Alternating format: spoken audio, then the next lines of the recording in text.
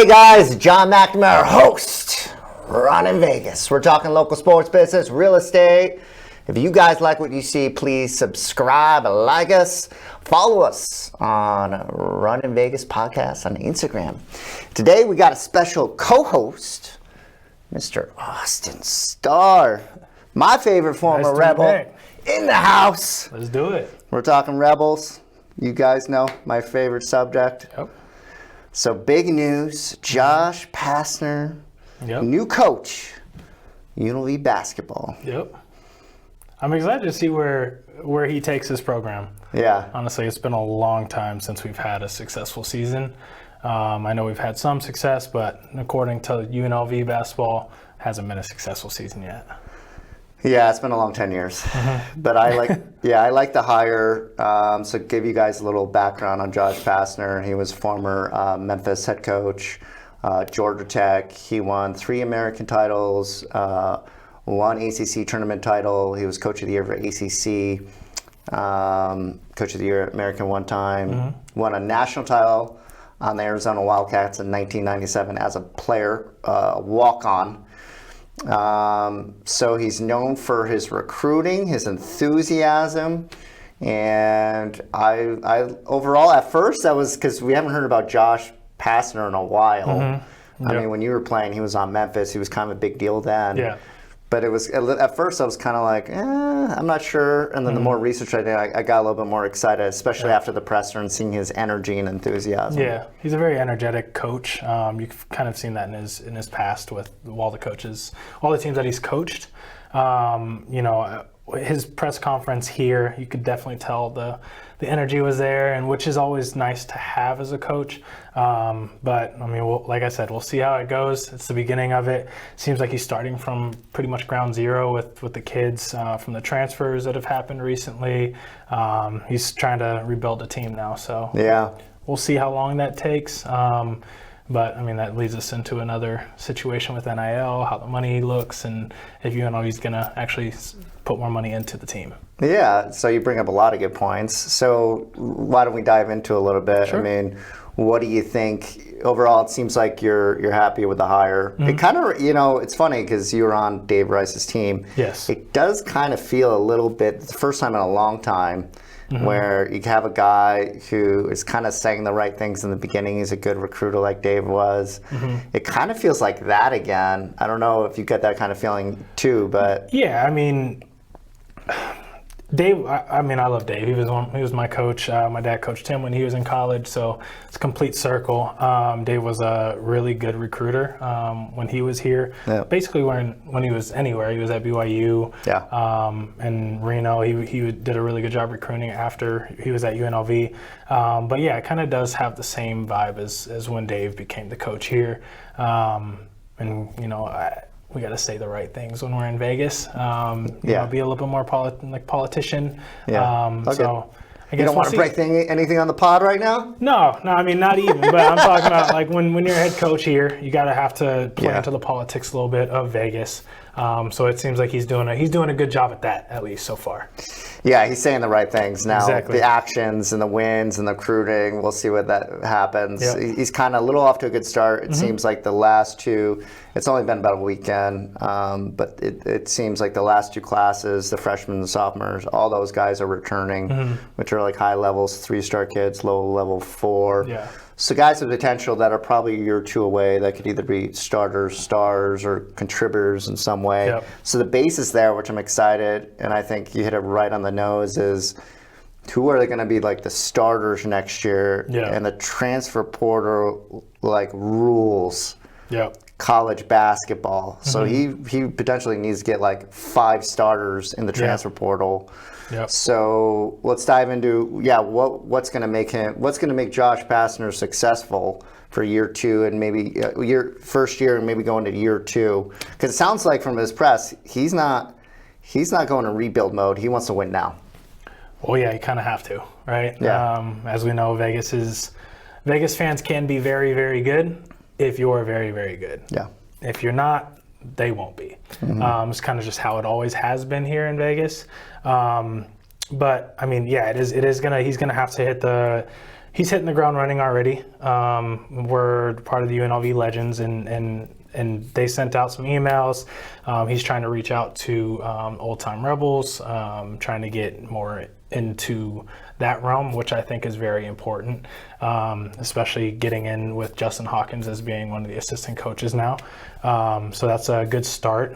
Justin's a really good guy. He was a Dobo at Pacific, and then he was just up at UNR for the last couple of years as one of the assistant coach out there. So he does a great job coaching. And then recruitment is going to be very, very tough. And I kind of hit this point prior. It's going to be very, very tough for him, just because if UNLV is not putting money into the basketball program, we're not going to see a lot of kids that want to come to Vegas. He said it over and over again. This is a dream job. This is a dream location for basketball, but it kind of hasn't been for a very long time recently. So you can't play into the history of UNLV if you're not going to create history yourself at this point in time. Yeah. So what would you consider like a success for year 1, year 2 for Pastner? It's different times. I mean, at least 500. He's going to have to hit 500 in the first year, I think, to actually see a progress going forward. But, I mean, we've seen New Mexico, Colorado State, Boise State.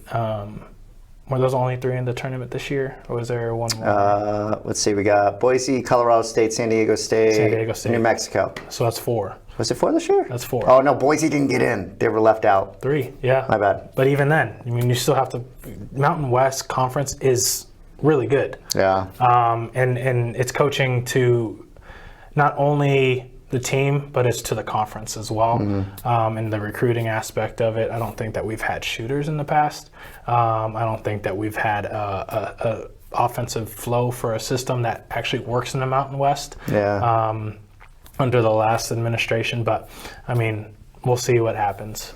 Yeah, we'll see, and I agree with you because I thought the offense was not good here. Yeah. I think Kruger was a little late to the party. He kind of got some shooters last year, but the offense didn't open them up. It was a very motion offense. It wasn't set for screens. It wasn't set for pin downs, any floppy actions, anything like that. They didn't really have anything. They kind of wanted to put it into DJ's hands. And I think this is one of the points I hit on in our last podcast was it was in the point guard's hands a little bit too much. Yeah, it didn't get any flow of the offense for the shooters to actually touch the ball. And being a shooter myself, it's really important to at least even touch the ball. Yeah. If I pass it and if I get a pass and I pass it back, that's still a touch. Yeah. I'm still able to feel the ball, still able to get into the motion of things. So I think the offensive scheme has to be a little bit better. Yeah. I agree with you. And just because you've gone over a lot of things, so you hit on Hawkins. It was kind of fun for me because when UNLV was good like 10 years ago, he was actually one of my favorite players, lockdown defender. Yes. I mean, he always played the best guard out there on the offense side of the guard anyways. So it's fun to see him come back. I'm glad they got their roots back. And yeah, it's interesting with so big news this week, and you and I have talked about Thomas multiple times on the pod. Big fans of him. You know him very well. But yeah, what are your thoughts of him going to LSU? Him going to LSU and how that affects UNLV moving forward? I don't think it affects UNLV too much. Yes, he was a very good player. I think it got to the point where, and this is, I'll try to not tangent too much, but I think this is where the NIL becomes the biggest thing, right? Is seeing DJ last year and how he was playing and how he was playing prior to that. It looked like a contract year in the NBA. So now you're going to have kids that are going to want to do more and more and more and create more stats for themselves, so they can then transfer over into something else and get more money. Yeah. So that's kind of where I saw it for him. Yes, you lose a great player. I think DJ's one of the best guards that I've seen that come out of Vegas. But I think LSU gets a good point guard. Yeah. I think it was a great win for LSU, and I'm glad DJ was a Rebel for 2 years. And I think it's actually, I don't know if I'm agreeing with you or not, but I think it's a good thing he's moving on because a lot of the NIL, we've been talking a lot, it went to him, rightfully so. He was the best player, and without him, I don't know what this team would have looked like. But we need, I think UNLV needs is a lot of good players, versus sinking all their money into one player. And we saw the effect of that last year. It was, it didn't go the way a lot of us hoped. So, so to kind of, I guess, go back to in terms of, I think what Pastner needs to be successful, you keep going over NIL, and I completely agree. A lot of the reports is Kruger, his NIL cap, he was making it, he had about 1 million. And Pastner, it seems like his goals are somewhere between 2 to 3 million, which would be on top of Mountain West, not Power 4 conferences. But I think that's a huge part of what's going on with college basketball right now. And what are your, like NIL right now, what do you thought? Because I feel like we've seen a huge shift in college basketball. Oh, yeah. So what are your thoughts on NIL, to dive a little bit deeper, not necessarily on UNLV, but the college basketball landscape as a whole? Yeah. So, one, I think that when coaches go in, I think to these schools now, I think they negotiate their price and they can negotiate the NIL price. And that's a huge deterrent for a lot of coaches now, if they're not going to get NIL money on top of their own, right? If they can't get the kids, if they can't get money to pay the kids, they're not going to get the kids. And they know that. But I think it's huge. I think it's changed basketball substantially. I think it's changed the trajectory of college basketball. As I've said, kids are going to be in their contract years now, and not just what's best for the school, what's best for the team growing. And then I think that, as we could see now, this is the first time in 17 plus years that we've had all number 1 seeds in the Final Four. We spoke before we went on air. Arkansas somehow was a Cinderella team this year, right? I don't think that we're going to see any more Cinderella teams, just because all these kids are going to go to the school that's paying the most. Schools that's paying the most are going to be paying the most kids. So I think that the talent aspect of things is all going to stay where the money is. I agree. You see these rosters now, and like SEC teams or Dukes of the world just blowing out teams, scoring like 100 points a game. And it's like, they're basically NBA teams now versus college teams like the mid-majors, right? It feels like kind of like the mid-majors are kind of like the feeding ground of the developmental, where they build, like you saw Dent go to UCLA, a bunch of these kids that have success in the mid-majors. Now, and rightfully so, good for them. They can make all this money going to a Power 4.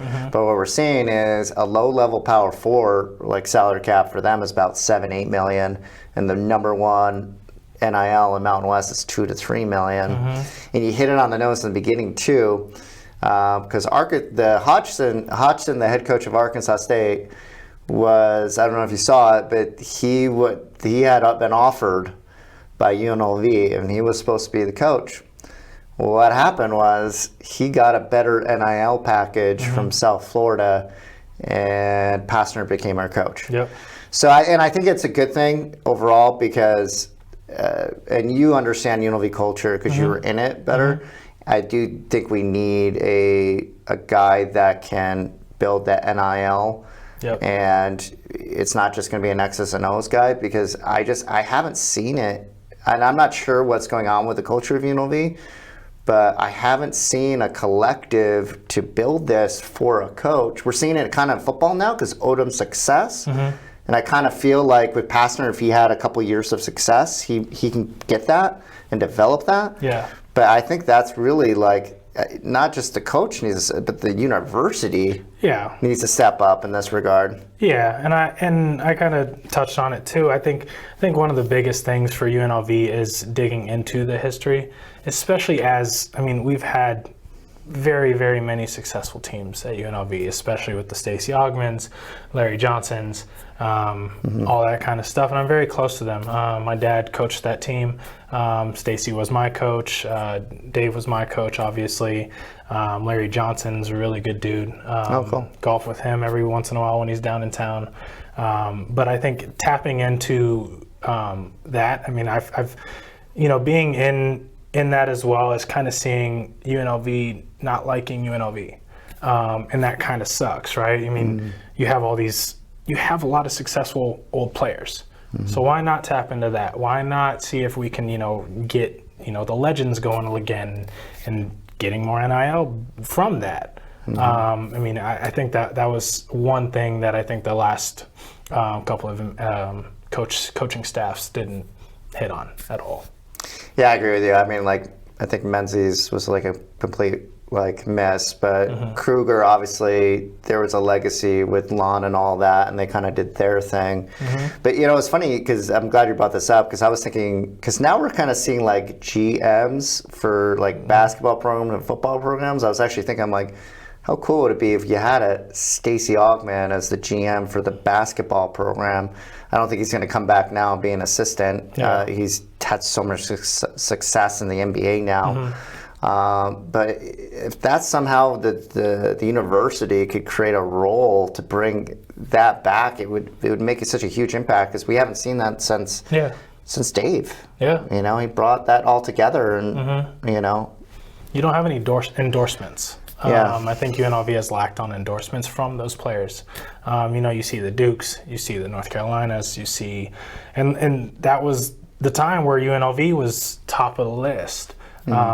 But you see, Duke is raving about Duke player. Shane, not Shane. Shire. What's that? Shire, yeah, he's digging into all their old players, and they're endorsing Shire. We don't have that here, and I think that's one thing that's very important to tap into again. Yeah, I agree with you. Yeah, absolutely. Yep. Cool. Anything else you want to go over the UNLV? Not really. I don't know if there's anything else to say. I think we just have to see where this year takes us, see what kind of recruits that he gets, and see what he does. Yeah, it'd be cool too if we can get the MAC filled again. So it'd be really nice. Have you seen that Coastal Carolina ad? So they're for season ticket holders. free concessions, free meal if you're a season. I'm like, they got to do something. Yeah, something creative, because I remember when I had season tickets going to watch you and those teams. We had to pay a fee on top of the season. And I think all that stuff has gone away because. The program's been a little diminished over the last 10 years. But you got to get fans back in, because Thomas and Mack is a great place to play in. Yeah. And if we had 10,000 folks in there, that would change the complete. The atmosphere is crazy. When the Mac is packed. Yeah. It is bar none. Even when Menzies was there, I know he paid X amount of dollars to get free tickets, and still no one showed up. Yeah. So it's kind of just, I don't know how you rally, but you have to get some excitement behind it. Yeah, I agree with you. It's been kind of rough to, we've probably been averaging about 3,000 to 4,000 fans a game, and I kind of feel bad. This is the first year I have not gone to a UNLV basketball game in 10 years. So it's I'm glad that there's excitement again, and with Josh coming in. And I think the future too is, I'm really hoping UNLV, Harper I think has done a really good job with his hires. Odom thought was great. Clearly he proved that. Dan Mullen seems like a home run hunter. We'll see. But I think they're going to be competing for football championships now. Yeah. Pastner seems like a good hire. So, and I'm hoping the culture of UNLV can step up, and they can surround not only these, because these head coaches can only do so much. They need supported not only by the community. I'm glad Josh brought that up. But what we're seeing, especially in basketball like BYU, I hope they transition, because Josh, I'm glad he's excited. He wants to do all these things right now. Yeah. I'm just wondering how long he can do that for without burning out, because if he's the lead recruiter, his X's and O's, and he's bringing all the NIL money, what man can sustain that? It's going to get tiring. Right? Yeah. So, and he seems like he could do it. He seems like a legit dude. But I really hope they surround himself either with a UNLV GM or BYU system. They were very smart. I think that the future of college basketball is hire the best X and O's head coach, hire people that can recruit for you, hire a collective for the NIL. Everybody just does their one thing, and we saw with BYU this year. Oh, yeah. And they're only going to get much better. Yeah, number one. Yeah, and they have a lot of money. Yeah. We're paying a kid $7 million for a year. I think that they have speaks stupid volumes. money. Yeah. They'll be in the Sweet 16 almost every year. Probably. And I do feel like UNLV has that ability, and maybe the NIL is $2 to $3 million now, but maybe every year with more success, just keep building that NIL, because I think you got to get to 7, 8 million, to compete at least with those Power Fours, because I think the end goal for UNLV is to get in the Big 12, and you got to see university support for the Big 12 to want that, because the landscape, the location, the facilities is all there. It's just like you said, are we gonna all get along? Yeah, pretty much. Yeah. So. Well, we shall see. We shall see. We're rooting for you, Josh. We're excited. Let's do it. So let's dive. We got our basketball in. Got my UNLV nerd basketball out. So feeling good about that. We're gonna transition to real estate. Cool. So big news for this man. He moved to Sotheby's International Realty. Excited for you. Thank you. Tell us about the change, the opportunities you're having, and dive into that. Let's hear about your real estate life a little bit. Yeah. Okay. Yeah. No. Most definitely. So I was at Virtue. I will say, I loved it there. Darren is a great agent himself. I think he's a great broker. Nothing bad to say at all. I did like the energy and everybody there. I thought it was a great opportunity for me to move further in my career, and just with the opportunities, the support that is at Sotheby's. I think the reach that is much needed for me moving forward. Cool. Yeah. So what are your real estate goals over the next couple of years? My real estate goals for this year currently, I want to double my highest production, and that was a little bit over 9 million. So I do want to reach about 20 million in sales this year. Great. For moving forward, I think that I'm not monetary as far as in the future, just kind of growing every single day from here until I get to that point where it is kind of more of a steady growth. Awesome. And what are you doing for that growth? A lot of different marketing now. I'm getting out a lot more, meeting more people, creating more relationships. I think getting into different groups, that more referral business, and I think that's kind of the route that I'm taking, and that's one of the main reasons I went over to Sotheby's as well. Awesome. Is for their marketing and their support. Yeah, great brokerage, big name, and especially in luxury real estate, a lot of people know that. So. Yep. We're excited about you and your success now and future success. You got big things going on, and I know you're big in the sport industry. That's where you get a lot of your clients from. So it'll probably magnify that to another level. Yep, doing a lot of private training with kids, giving back to the community that way. Oh, cool. Talk to us more about that. Yeah, so I think the last 4 years, as soon as I got back from playing, when I retired, ultimately is when I got into training kids. Any age. I have 2 kids that just got Division I offers. One committed to Detroit. The other one was at UCSB this year, and then I'm trying to get him over to Carnegie Mellon next year. Oh, wow. So using my connections through what I've built in my basketball career and helping kids now, and not making the same mistakes I did going into college or going into making decisions for their growth in basketball. So, Man, that must be very rewarding. To create opportunities for others and come from contributions. So. That's I really enjoy doing that. So. Yeah, you can tell. Yeah. That's cool. I love that. So let's dive into a little bit of real estate. Okay. What's going on with the market? What are you seeing for the spring and maybe going to the end of the year out there? I think things are picking up right now in Vegas. Weather is getting warmer, and I think it's getting more people out there and looking, and we know we're coming towards the end of the school year, which I think is when people start picking up. People will move if they don't like the school that their kids are at. They do up and move. We do see I have clients coming from Washington, from different tax situations, California. Seeing some of the fire effect, but not all of it because of the insurance claims, and people are just selling lots out there now or anything like that, and this is the closest one to it. It's very unfortunate, the circumstances that they are coming over here for, but I think that is changing the market a little bit. Yeah, I agree with you. I know just for us, I've had a lot of clients for the first quarter that were thinking about moving like 5 years from now, and they're moving out this year now because of everything that's occurred. So, yeah, it's been interesting. So sales were up for March. We had the highest amount of pendings that we've had, and I believe over 2 years. This is like per month. So that was a good sign. Typically, spring we see like this, as you know, like this 2 month of just a run, which I haven't really kind of seen yet. And I think part of that is like everything going on with the tariffs. Yeah, with all the politics, yep. The consumer confidence is a little down right now, but overall, and obviously S&P is going down. There's a bunch of things going on, which ultimately always affects the real estate market. Long term, though, I'll say this: real estate looks very healthy. Yep. Especially Vegas. I tell people all the time, especially for my out-of-state clients. I mean, or people that are like, okay, I want to wait for a few years. Vegas is an island. We're just not surrounded by water. We're surrounded by BLM and mountains.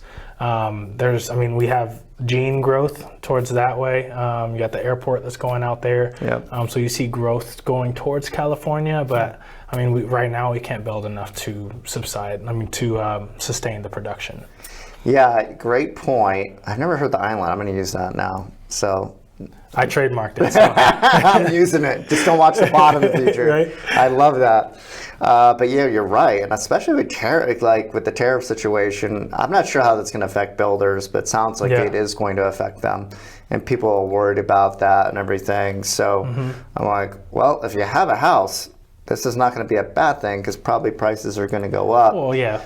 So if you are out there thinking about it and you're worried about the market, get in now because we're already, at least in Vegas, I can't speak nationally. I think overall nationally we are down in inventory. But I know for sure in Las Vegas, we're like 10 years behind. It's going to be kind of like California, it's going to be almost impossible to catch up. And this is why prices have continued to go up. Yeah, and pendings month over month have grown. They were at like 23%. 1 month they were at like 43%. So it kind of just shows there is production, there is pendings. Yeah. The more listings that have come on, the more listings that have been taken off. I think that if you have a house that is very well updated, I think those ones are going a little bit faster, and the ones that are sitting are going to still sit. Yeah. Yeah. Yeah, it's a really good point. And what I'm telling my clients right now, because I think since the pandemic, the consumer thinks like, hey, my house is supposed to sell in an hour, maybe a couple days. Like that's gone. Yeah, we're in a completely different time. Completely different time. Yeah, I had same listing, same community in Mesa Ridge. Have one right now. We've been on market at this price for about 60 days, and then the one I sold the year prior. So not last year, but the year prior, sold in 22 days start to finish. Oh. So it's a completely different market. So well, that's pretty good because I'm telling like clients like months now. Yeah. And when I got into real estate, Dinosaur John here in real estate for 20 years, it took months to sell homes. That was considered a normal market. It was never like you sold houses in an hour. That has just been a thing over the last like 5 years. Yeah, during COVID when everything was booming, yeah. Right. Exactly. But usually it's like takes a couple months and then there's 2 months hot spring. We see the appreciation that's flat for 9 months. This is very normal for real estate. So I think a lot of consumers out there, buyers and sellers, they're a little like worried about the market, and I'm just reassuring like, hey, this is just kind of like more of a normal market. Yeah, this is the normal market, yeah. Yeah, and I understand why people aren't putting their homes on because they have that 2.75 interest rate. And that's going to be another factor that people aren't either going to want to spend money, or people aren't going to want to give up that rate, or they're just going to have that house and switch it to a rental, go buy something else. So you're not going to see all these houses coming on the market. The inventory is going to pretty much stay steady unless the interest rates go down substantially to a point where people are like, okay, cool, maybe now I'll sell my house, and it's not that much of a difference in the interest rate. Yeah, I think going into this year too, there was a lot of confidence that interest rates were going to get back in the fives. I don't think that's that realistic now. I think it's going to be next year. And everything that we've learned is it's usually about a 2-point difference when people will make a move. So there's a lot of people in the threes that want to. So we're probably going to see a whole nother wave of real estate. I think this year's going to be better than the last couple years. But I think all that kind of is going to get pushed out a year or two depending on when the rates get to the fives again, whenever that is. Yep. So, yeah. So that's it. I want to thank Austin Starr for Appreciate being it. on. Appreciate you talking UNLV basketball with me. Of course. If you guys need to buy some luxury real estate or buy this man a beer at the Thomas and Mack, hit him up. Guys, this is Ron in Vegas. Take care of yourselves today. Peace.